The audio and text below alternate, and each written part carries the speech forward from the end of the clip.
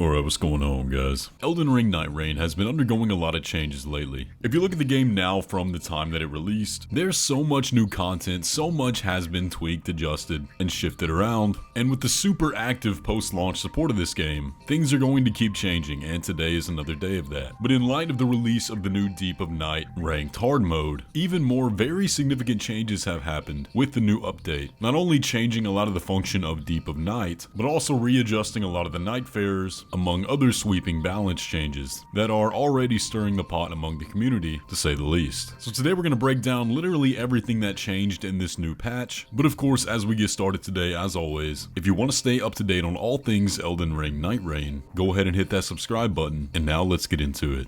Alright, so let's start off today by talking about this new patch that's got everybody up in arms. Now, we actually got a little sneak peek at this patch a few days ago when Bandai Namco released a bit of the patch notes early, specifically the parts pertaining to Deep of Night and rank. However, in the patch we got today that's actually loaded on your game right now, it's not exactly the same, so we're going to go back through it and look at the real changes today before we get to the very significant balance adjustments that will likely change which Nightfarer you play. So we're just going to go straight through the patch notes. Elden Ring Nightreign Patch Notes version 1.02.3. New features and adjustments. Additions and changes related to Deep of Night. Added a feature to decrease your Deep of Night depth level by 1 level. And they note that when you do this, your rank will be adjusted to the midpoint value of the lower level. So now you have the option to de-rank yourself if you so choose, just for the sake of playing Deep of Night for fun, if you enjoyed, say, Depth 2, but not Depth 3, and how big the difficulty spike is there. Rank Demotion Protection. When reaching depths level 3, 4, and 5, you will be granted a rank loss demotion protection. This will prevent you from losing a depth after a defeat that would trigger this loss. This protection also applies even after reaching these levels again after a depth level demotion. So you get a nice little cushion there. The next point, if a depth level 1 player is matched with higher ranking players during a depth level 2 plus expedition, the level 1 player will not lose points upon defeat. And then finally, updated the expedition menu icon when reaching the depth 5 maximum rating in Deep of Night mode, and they note that players who have already reached that rank will also receive the updated icon. So a little different than the patch notes that we got a few days ago, but regardless, some great changes that'll make Deep of Night just a little bit better. But now let's get into the fire here with these balance adjustments. Diving into the most significant changes of your run-to-run gameplay, we have Nightfarer Adjustments. Increase the attack power and stagger damage of dash and strong attacks for most weapon types. Increase the stagger damage for dual-wielding jump attacks for thrusting swords. Decrease the stagger damage for dual-wielding jump attacks for curved greatswords and heavy thrusting swords. Increase the potency of the improved skill attack power +1 and +2 passive effects. The effects of taking damage causes X buildup, relic effects, and the taking damage boost damage negation passive effect no longer activate when guarding against enemy attacks, so simultaneously a buff and nerf there. Adjusted the Revenant, expend own HP to fully heal nearby allies when activating Art Relic, to also apply to allies rescued from near death status. Nice little buff there. And then a big one, adjusted the Gradual Restoration by Flask special effect to provide a small instant heal upon use of the flask, in addition to the existing gradual healing effect. So that might actually be viable now. Definitely gonna have to see how big of a change that is. Adjusted the Guard Counters Trigger Holy Burst special effect so that the explosion does not cancel the staggered state of enemies hit by the burst. And they note, we reapplied this fix due to an incorrect implementation of the fix being applied in patch 1.02.2. Increase the amount of blood loss inflicted by the Wilder character skill inflicts blood loss depth relic effect. Extended the damage weakening duration of the Raider hit with character skill to reduce enemy attack power depth relic effect. That one's very nice. Now if they could actually fix it to where it staggers enemies again, that would be great too. And here's one that's got everybody pretty mad. Decrease the poison amount applied by the Ironeye character skill inflicts heavy poison damage on poison enemies, depth relic effect, with the note that the damage dealt to poison enemies when hit by the skill is now based on their remaining HP.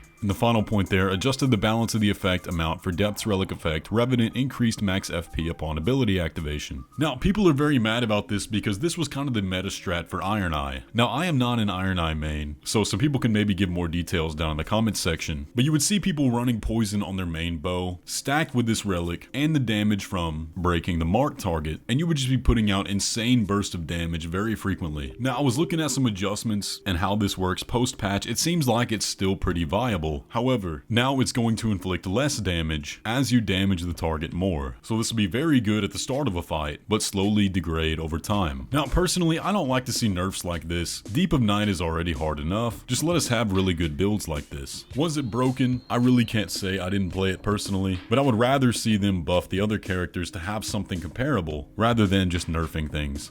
Alright, moving on to some other changes now. Combat and enemies balance adjustments. Reduce the HP of the night boss versions of Ancient Dragon, Duke's Dear Freya, Tibia Mariner, and Great Worm. Great adjustments there, I think. These had way too much health, way too much defense, and you'd be sitting there for about 7 or 8 minutes just trying to kill them. Especially the Ancient Dragon, with how much that flies around, it can very easily get lost in the storm. Made the Valiant Gargoyle easier to stagger and reduced its HP. Good change there. I definitely noticed how this one didn't stagger near as much as even something like the Black Blade Kindred. Reduce the resistance to poison, rot, and blood loss status ailments of the Falling Star Beast and full-grown Falling Star Beast. Good change there too. This was another one that took way too long to kill. And then finally, reduce the HP and attack power of Maris Fathom of the Night during an Everdark Sovereign Augur expedition in the Deep of Night mode. So while these are just straight nerfs to these enemies, I think the main point of all of these is time saving, because these are all enemies that take way too long to kill compared to everything else, and you would really be sitting there for around 10 minutes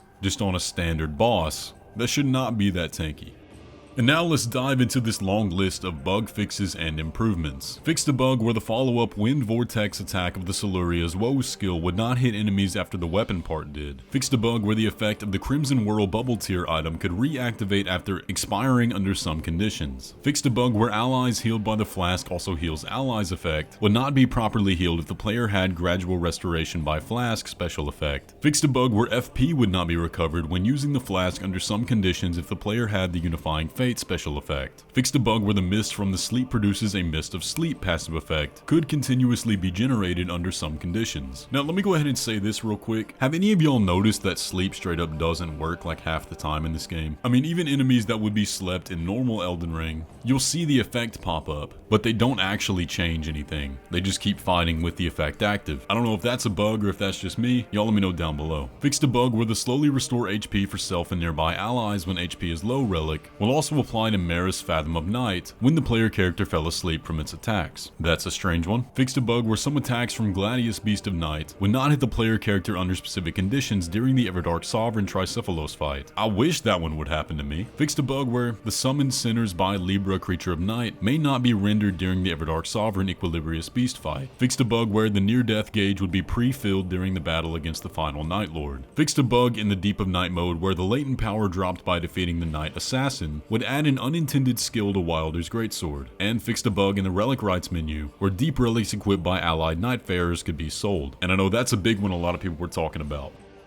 Alright, so now we have even more changes to Deep of Night. So let's take a look. Rate reflection fixes for Deep of Night. We've identified the following issues with the Deep of Night rankings calculations. Ranking changes not being correctly applied after the end of an expedition, and ranking changes being applied cumulatively with the ranking changes of the subsequent expedition. Provisional fix has been applied in patch 1.02.3, but we will continue to investigate and plan to address these issues in future updates. So it does seem like there's a deeper issue in the game causing this. I'm not sure why they can provisionally fix this but not truly fix it. Maybe they'll explain that better later on. Added a sound effect when the attack's impaired on occasion passive effect is triggered. Fixed a bug where the effect timer activation for the guarding up sorceries and incantations and shielding creates holy ground effects would reset when guarding against an enemy attack. Fixed a bug where the icon displayed in the log when marking enemies in Everjails with pins incorrectly showed the icon for regular tough enemies instead of Deep of Night variants. Fixed a bug where the color of icons indicating the increase and decrease amount caused by the detrimental passive effects was incorrect. Fixed a bug where unique armaments did not appear in the Sorcerer's Rise Untold Power. Fixed a bug where the number of scarabs appearing as variants in Shifting Earth Noclateo exceeded expectations. Now, those fixes might be nice if Shifting Earths ever even happened in Deep of Night, but I still have not seen any of them. But for real, y'all let me know down below, how often are you getting a Shifting Earth in your Deep of Night runs? I'm very curious. Fixed a bug in Shifting Earth Rotted Woods where some graces were not displayed on the map when missing the map information. And finally, here we go. video, fixed a bug where skill attacks enhanced by the Raider hit with character skill to reduce enemy attack power depth relic that normally would make enemies flinch when hitting them would fail to do so. That made such a massive difference. If you're a Raider main and you were running that relic, not having that enemy stagger on a fully charged retaliate got me killed so much, because you would expect the enemy to stagger and you would use it to tank an attack or stop a combo, but then the combo would just straight up continue. So I am very glad that got fixed, and if you're someone that stopped running Raider because of that, or stopped running that relic, now's a good time to pick him back up.